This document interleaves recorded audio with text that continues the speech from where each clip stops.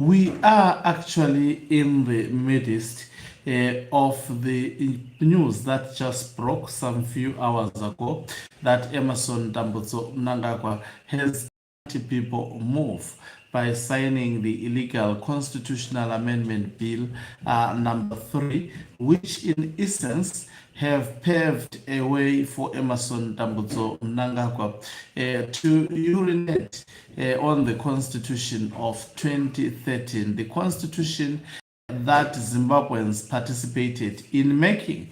According to Professor Lovemore Madhuku, this is the beginning of war, whilst other opposition political leaders who have reacted, they said this is an attack to democracy. I'll be taking you through various views that have been shared since the signing into law of Constitution Amendment Bill number 3 by Emerson Dambudzo Mnangagwa. As I signaled before, that this is game on. The war is not over. In fact, if there is anything, the war have just begun.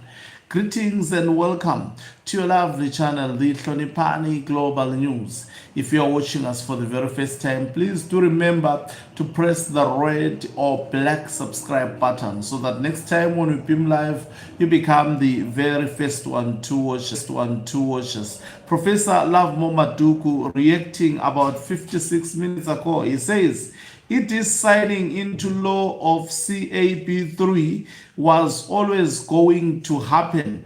It must be said again and again that it must be said again and again that that signature is nothing, and that the people of Zimbabwe will never allow CAB3 to have effect. It is now war in two battlegrounds, courts and peaceful political resistance, and it declares we will win. That is Professor Lovemore Madhuku reacting to the news of Constitutional Amendment Bill number 3 of 2026. Whilst ZANU-PF, especially the faction of Emerson Dambudzo Mnangagwa, individuals are celebrating opposition political leaders have defied what Emerson Dambudzo Mnangagwa have done, signaling that it's game on, it's going to be war, and that war will begin from the courts that are managed by Emerson Dambudzo Mnangagwa, and also signaling that the streets of Zimbabwe are going to be busy because people are definitely going to fight through the avenues of the streets. That is what he calls it, peaceful resistance. That is what Professor Lovemore Madhuku has said. Let me read a story where also Tendai Biti reacted, saying democracy has been commodified. It says, President Emerson Mnangagwa has signed into law constitutional amendments extending presidential terms from 5 to 7 years, allowing him to remain in office until 2030 and abolishing the direct popular election of the president in favor of a vote by parliament. Both houses of parliament, dominated by the ruling ZANU-PF party and its proxies, approved the bill late last month. Mnangagwa's assent to the Constitution of Zimbabwe Amendment Act number 3, 2026, published as Act number 6 of 2026, was announced in a special government gazette on Tuesday. The National Assembly voted 226 to 41 on June 30 to accept the changes proposed by the Senate, which had passed the bill 75 votes to 4 on June 24. The raft of changes, labeled as constitutional coup by critics, extends the presidential and parliamentary terms from 5 to 7 years, meaning the last of Mnangagwa's constitutionally limited two terms due to end in 2028 is now extending to 2030. The new Section 92 does away with direct presidential elections introduced in 1987, replacing them with elections by MPs and senators sitting jointly after every general election or whenever a vacancy arises. A candidate needs more than half of the valid votes cast by lawmakers to win, with a runoff between the top two candidates if no one secures a majority in the first round. The Zimbabwe Electoral Commission will administer the process. A person elected president must give up their seat in parliament, and any vacancy in the presidency must be filled within 30 days, during which no law introducing substantive policy changes may be passed. Human rights lawyer Doug Coltert has warned that the same provisions open the way for a president to begin a fresh 7-year term whenever elected by parliament, potentially allowing lawmakers to continually renew their own mandate without ever returning to the electorate. It's an interpretation that we are going to have to fight, Coltert said. Tendai Biti, leader of the Constitution Defenders Forum, said these amendments shift power and control to the few ragtag bandits that have made billions from looting the state. They create a clear pathway to power for syndicates and fat cats, unapologetic gold smugglers using expensive private jets to ferry gold bars from different disparate African states' houses to the murky corridors of Dubai's underworld. They allow the complete privatization of power, pushing away power and legitimacy from millions of Zimbabweans to those that would be able to control the process and outcome of any party primary election process. Democracy has been commodified. Fatai Mahere, a former opposition MP, wrote on X today, saying, "Today is dark day for our nation. A black cloud hangs over us. Our democracy has been in a coma for years, but today it breathes its last. Mourn we must. Tragedy. Thy name is Zimbabwe." Section 120 is amended to expand the Senate from 80 to 90 members, adding a new category of 10 senators appointed directly by the president for their professional skills and other competencies after consultation with the National Assembly. A provision, critics say, further tilts the upper chamber towards the executive.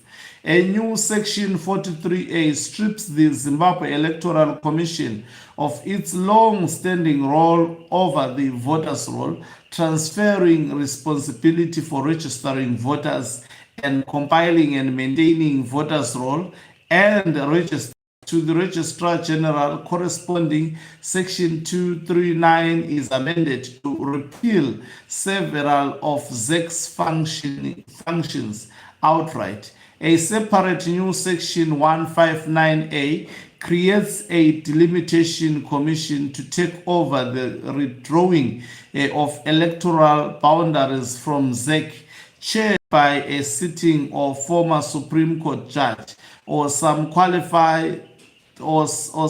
qualified for that role, appointed after consultation with the Judiciary Service Commission, alongside 5 other members with expertise in demography, public administration, cartography, and a representative of the National Chiefs Council. The timeline for completing delimitation exercise is also extended from 6 to 18 months.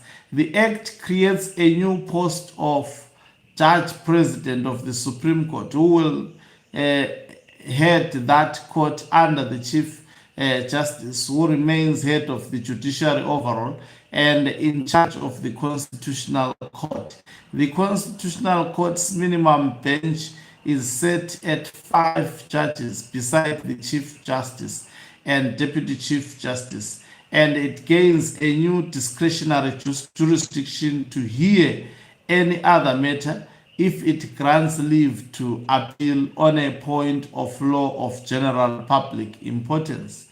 Public interviews for judiciary officers have been scrapped. The president will now appoint the Chief Justice, Deputy Chief Justice, the 2 judge presidents, and all other judges after consulting the JSC. Part 6 of Chapter 12 of the Constitution, which establishes the National Peace and Reconciliation Commission, is repealed entirely, with related conflict resolution and healing functions folded into the Zimbabwe Human Rights Commission's mandate. The Zimbabwe Gender Commission, by contrast, survives. Its proposed repeal in the original bill was dropped after a National Assembly amendment retained it, which the Senate subsequently endorsed. Section 277 introduces gender and youth quotas for local councils elected through proportional representation. At least 30% women and 10% youth aged 18 to 35, while Section 285 extends the term of the National Council and Provincial Assemblies of Chiefs from 5 to 7 years, mirroring the changes to presidential and parliamentary terms. The changes have been sharply criticized by opposition figures, lawyers, and church leaders. The Zimbabwe Heads of Christian Denomination, an umbrella grouping of the Evangelical Fellowship of Zimbabwe, the Catholic Bishops' Conference, the Zimbabwe Council of Churches, and UDACIZA warned in a February pastoral statement that the amendments should not be enacted without a referendum, cautioning that by passing Mnangagwa's own past pledges to respect term limits would deeply wound the nation's trust. The Zimbabwe Council of Churches separately called the bill morally indefensible. In April, while 6 war veterans and other applicants have mounted constitutional court challenges, urging the changes to entrenched term limit provisions can only be made through a referendum under Section 328. Justice Minister Ziyambi has countered that lengthier terms for the president and parliament will remove toxicity from local politics. That 5-year election cycle has proved too short to work of building and developing the nation, he told MPs. The divisive method of electing the president and the restless electoral cycle within which we have done that do not stand apart. They reinforce one another to the detriment of the national interest in general and the development of the country in particular. That is the mischief which Parliament has a constitutional duty to remedy. Zimbabwe's opposition, weakened by years of repression, tainted elections and charges that the amendments will further entrench ZANU-PF's grip on power. Mnangagwa, 83, came to power in 2017 in a military-backed coup that ousted Robert Mugabe at the age of 93 after 37 years in power. It's really a dark day in the history of Zimbabwe, and this darkness can only be fought by the people of Zimbabwe.